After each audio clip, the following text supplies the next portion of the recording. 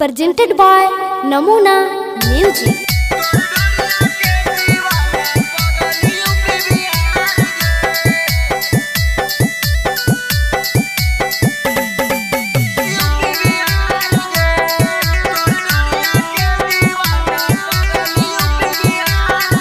Namuna Recording Studio, Rajgir.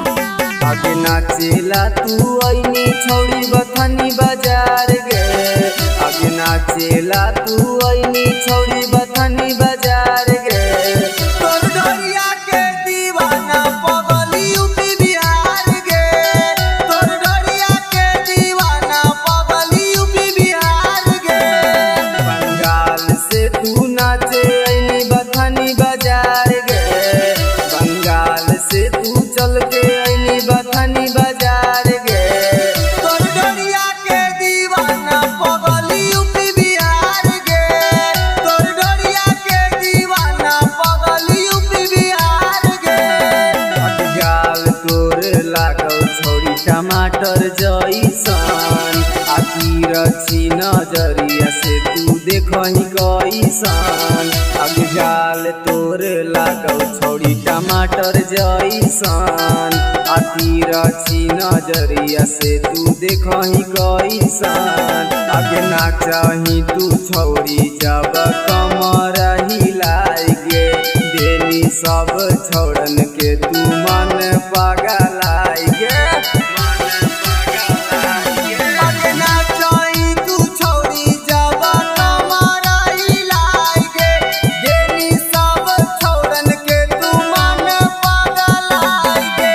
पतरी कमरिया से करैनी कमार गे। आगे पतरी कमरिया से करैनी कमार गे। तोर डोरिया के दीवाना पगली यूपी बिहार गे। तोर डोरिया के दीवाना पगली यूपी बिहार गे।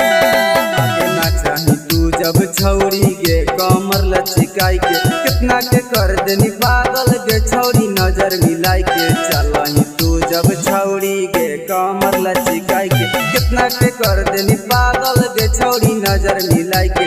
ना चाही तू जब छौड़ी गे कमर लचकाई। आगे हथावा में देबो छौड़ी नमरी हजार गे। चुमा तोरा लेबो हमें ओढ़नी उतार गे। आगे हथावा में देबो छौड़ी नमरी हजार गे। चुमा तोरा लेबो हमें ओढ़नी उतार गे। ये सपीनी पिसवा लेतौ मजा मार गे।